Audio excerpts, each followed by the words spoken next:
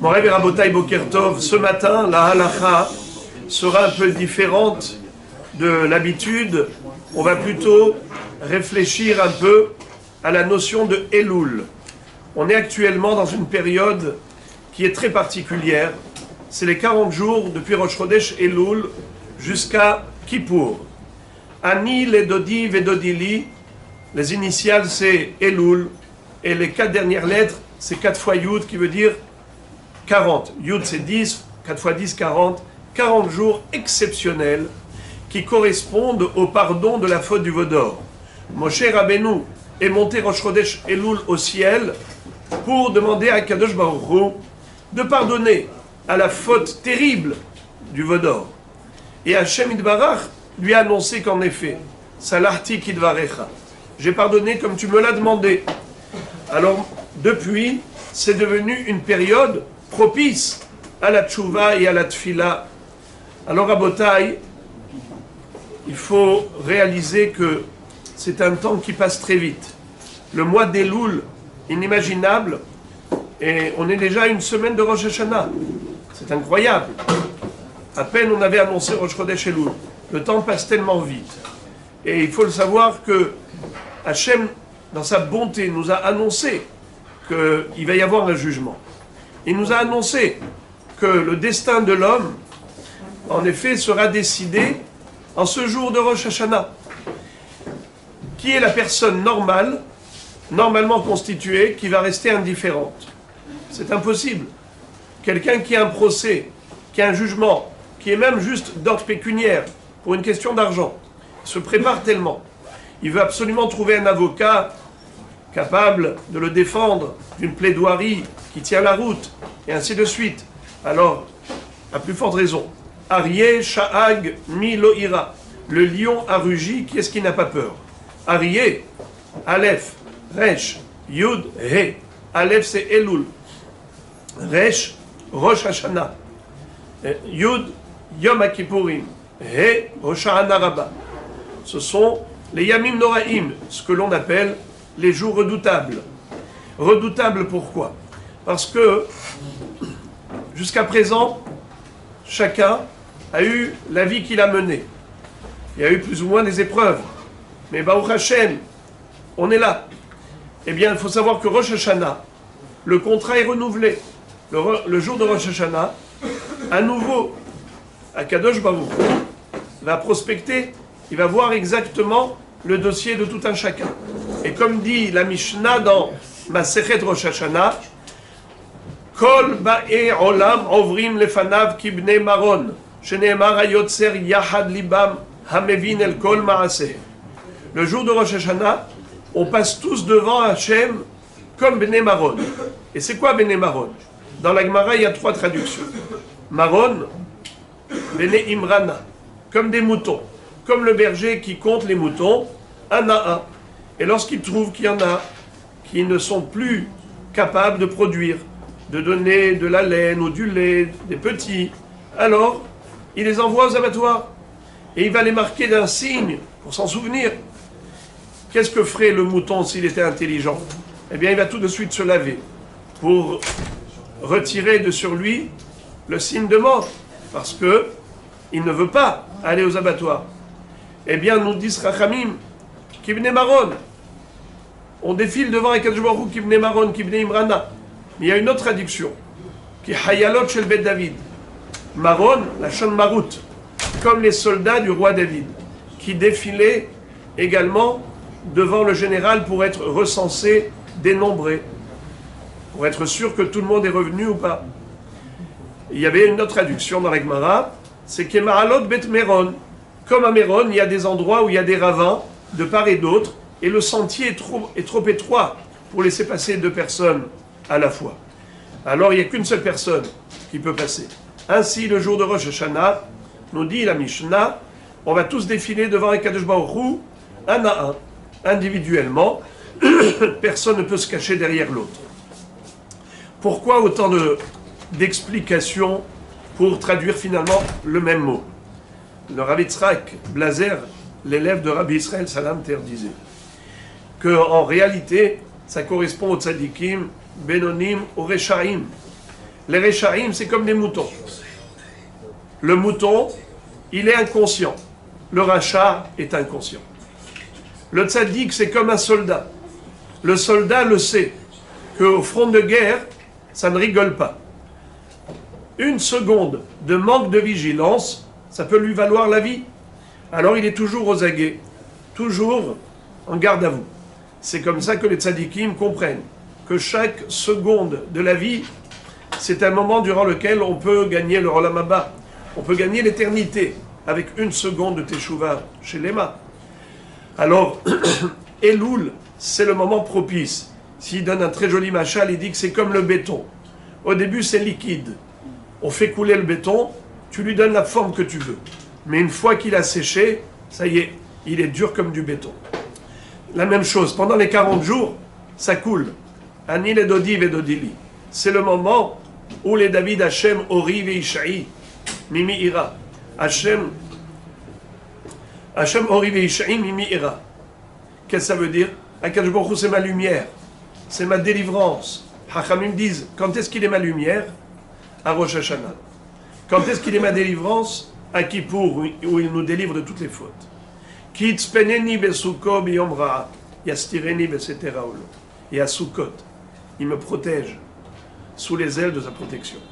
Alors, qui est la personne qui peut se permettre d'être inconsciente et de ne pas profiter de ces jours-ci pour faire une teshuva, de se réveiller? C'est d'ailleurs le but du shofar. Le shofar, c'est l'appel au réveil. Oru yesheni mishenatren. Arrêtez de dormir. Stop, on dort toute l'année. On est toujours occupé, préoccupé par mille et une choses, sauf par l'essentiel.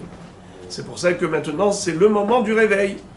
Et c'est la raison pour laquelle chacun doit essayer de se dire à quel niveau je peux m'améliorer. Alors il y a le négatif, et il y a le positif. Il y a des choses qu'on fait parfois, chas v'shalom, sans réfléchir. On peut parler du lachon hara. Quand tu parles, la bouche, Akadosh Baruch Hu il te l'a donné, c'est un pouvoir verbal extraordinaire. Tu peux me prononcer 200 mots par minute. Regardez, le Chavetz Chaim a dit, j'ai lu une Mishnah, il y a 50 mots dans cette Mishnah. J'ai relu la Mishnah 4 fois en 1 minute. Donc je peux dire 200 mots par minute. C'est vrai? Le pouvoir verbal qu'Akadosh Baruch Hu a accordé à l'être humain. Mais pourquoi faire?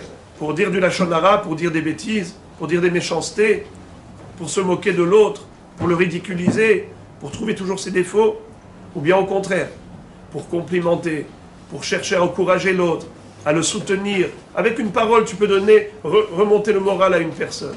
Avec une parole, tu peux prier à Hachem et changer tout un destin. Avec une parole, tu peux étudier la Torah et donner tant de mérite à ton peuple. Et ainsi de suite. Et là, je m'arrête avec le sujet des brachot. Les brachot. Lorsqu'on récite une bracha, Baruch ata Hashem Elokeinu melech haolam borei peri haetz. Parfois, on mange et au lieu de mâcher ces mots et de réciter la bracha convenablement, on avale la bracha et on mâche la pomme. Non, tu peux avaler la pomme, mais mâche bien tes mots quand tu récites la bracha. Ça veut dire que une bracha, ça doit se dire en 3 fois.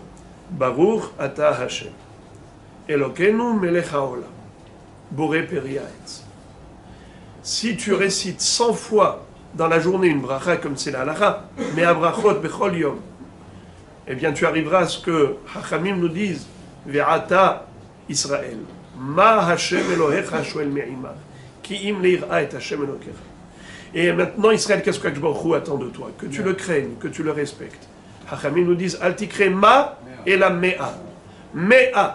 Me'a, c'est 100 brachot. 100 fois par jour, tu as proclamé Hachem comme étant le roi du monde. Hachem Melech. Elokeinu Melech haolam. 100 fois tu as répété ça. Tu ne peux pas rester sans Yirat Shamayim. C'est pas possible. Si tu es conscient de ce que tu dis. Pourquoi on n'a pas de Yirat Shamayim? Parce que les brachot, on les récite sans se rendre compte. Par routine, machinalement. On ne prend plus conscience de la réalité. Alors, avant de manger, avant de boire, arrête-toi 1 seconde. Fais la bracha avec une pleine conscience. Donc, comme disait le Rav Tzadka, de répartir en 3. Et je vais terminer en vous lisant ce que dit le Rabbi Chaim Vital. Vous avez déjà entendu parler de l'élève du Harizal. C'est d'ailleurs lui qui a écrit tous les livres du Harizal. C'était Rabbi Chaim Vital Maharho, on l'appelle. Je vous lis ce qu'il écrit, quelque chose de très beau. Voilà. Il dit Ikar as-sagat ha'adam el ruach hakodesh talui al yedei kavanato uzhiruto bechol birkot hanehenin. Un homme peut avoir l'inspiration divine, recevoir l'esprit sacré, l'esprit saint, ce qu'on appelle ruach hakodesh, grâce à quoi? Grâce au kavana, à la kavana qu'il a au moment où il récite les brachot. Les fiches al yadam idbatel koach otam aklipot hanechazot b'ma'achrim ha'chomrim. Quand un homme mange un aliment, alors il y a dedans une force de la matière qui se colle à l'homme et qui renforce en lui la gashmiout, la matérialité. Mais grâce à la bracha, alors au contraire, cette alimentation va lui procurer davantage de force spirituelle.